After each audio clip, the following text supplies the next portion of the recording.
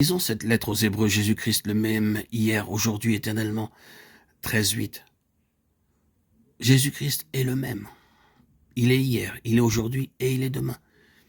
Il n'y a point de hier, d'aujourd'hui, ni de demain pour Jésus. Hier était le jour de l'ancienne dispensation. Lorsque cet auteur écrivit cette lettre aux Hébreux, il vivait alors aujourd'hui dans la nouvelle dispensation qui venait de commencer.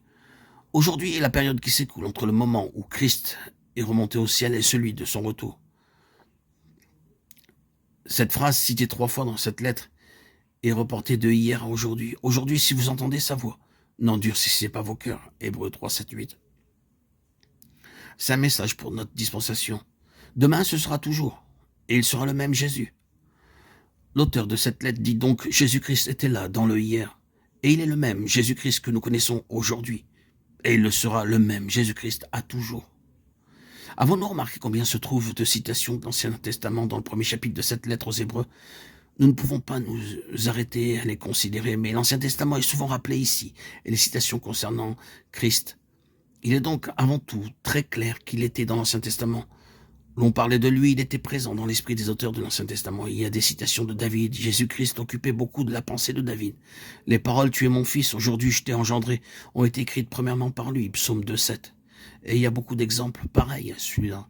Il y a beaucoup de citations de l'Ancien Testament au début de cette lettre aux Hébreux, ce qui montre simplement que Jésus-Christ était présent alors. Et ce Jésus-Christ a passé de hier à aujourd'hui. Cet auteur dit simplement, ce Jésus-Christ des prophètes et des hommes d'autrefois est celui dont je vous écris aujourd'hui. Le premier chapitre de la lettre aux Hébreux reprend simplement tout ce qui est de Christ pour le reporter ici dans le présent. Et c'est le même Jésus-Christ.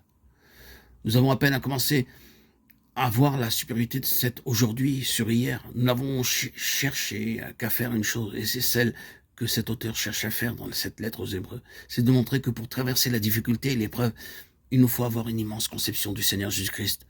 Pour arriver à la fin, dans la victoire, tout dépendra de la sorte de Christ qui est pour nous, notre Christ. Quelle est la définition que nous lui donnons? Quel est ce modèle que nous nous approprions? L'auteur avait réalisé que ces chrétiens trouvaient la course longue et difficile et qu'ils avaient besoin de posséder la vertu la plus éprouvante dans la vie spirituelle.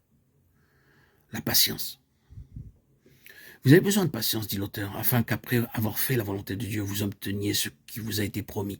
Hébreux 10, 36.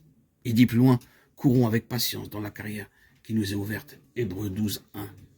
Quelle est la force réelle de la patience? Oh, il est si facile de dire aux autres, soyez donc patients, ne vous hâtez pas ainsi, tout ira bien. Mais ce n'est pas ce que dit cet auteur à ces chrétiens. Ayez de la patience, il dit, courons avec patience dans la carrière. Notre patience sera éprouvée. Nous avons besoin de beaucoup de patience, mais ce qui donnera de la force à notre patience, c'est ceci, regardant à Jésus.